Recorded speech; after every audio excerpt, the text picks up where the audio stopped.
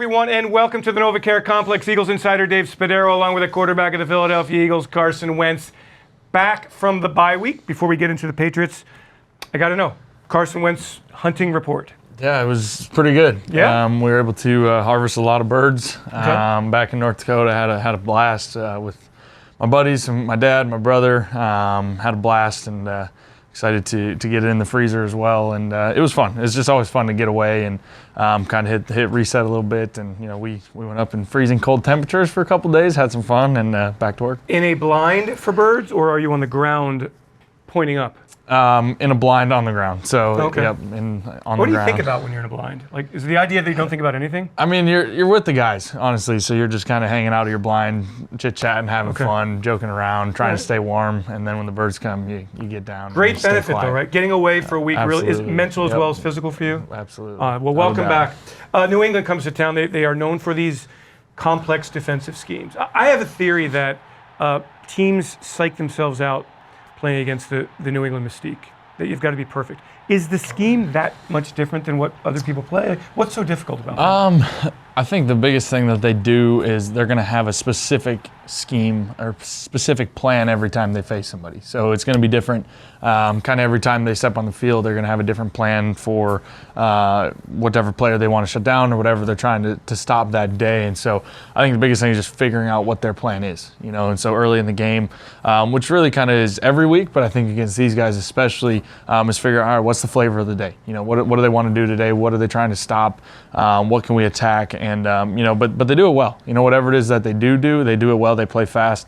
Without a doubt, you can tell they're coached well, and we got work cut out for us. Can you do that, Carson, while you're on the field, while you're looking at things, or do you wait till you get on the sidelines and really have some time to digest it? Some of both. Sometimes it's something you can see pre-snap, and I can get in and out of a play, change the play, do something, change a route, those types of things. And other times it's, all right, go to the sideline. What the heck was that? Let's look at the surface and really talk through it with the guys and come up with a plan from there. I have this question here about individual talent. The question was, do they have a lot of individual talent? And it's kind of a dumb question because everybody has a lot of talent. So is defense in the NFL a successful defense based more on the way the guys play together in the scheme, or is it sometimes particular superstar players? I think it's a combination of those things, but without a doubt, when guys play together within a scheme and are coached, very detailed to be on their, on their stuff,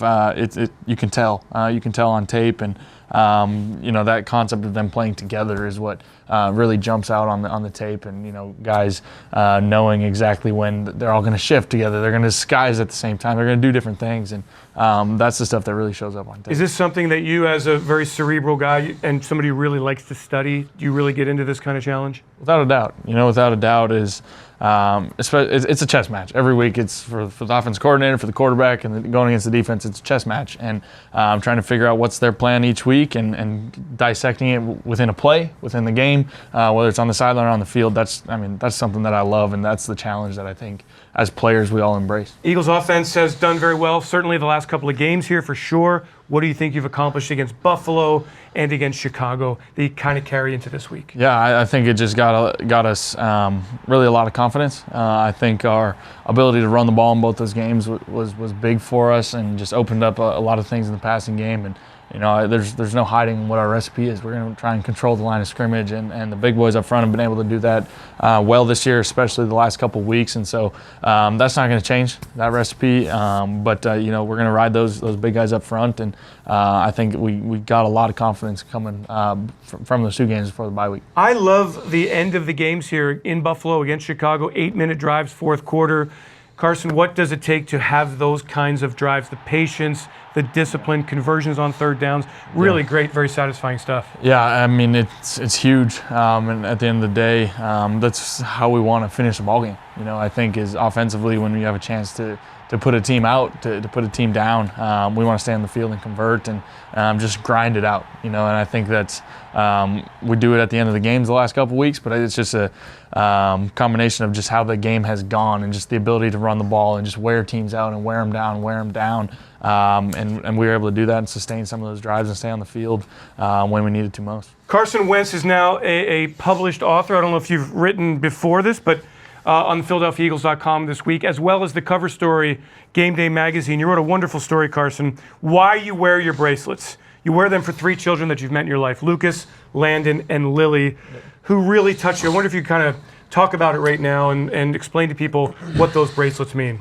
Yeah, I mean, I think it really started with Lucas Custers and, the story of the Dutch Destroyer, and for me, just realizing, after my rookie year, how we are the role models that we are, and the ability to bring joy and to bring a bright spot into dark places and dark situations, and bring some joy and some hope with Lucas. And then unfortunately passed away a few weeks after he met me, which was his make-a-wish was to meet me, which was pretty cool.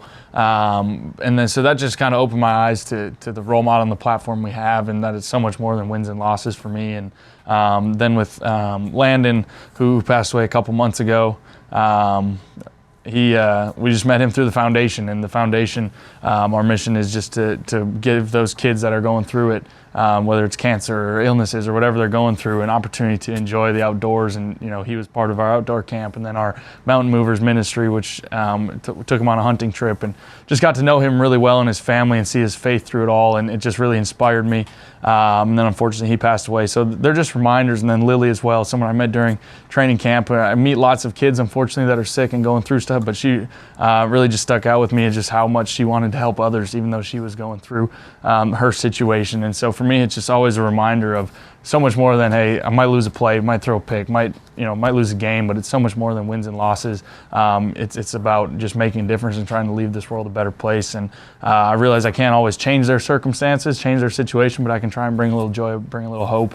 And it's something that I definitely don't take for granted. And I admire what you do, because you don't, look, everywhere you go, people are all over you. You don't rush through people. You take your time and you change lives. Winning football games, we all want it, but you're changing lives these ways. This is fantastic. Yeah. Really a great life lesson. For sure. For everybody. For sure. Definitely.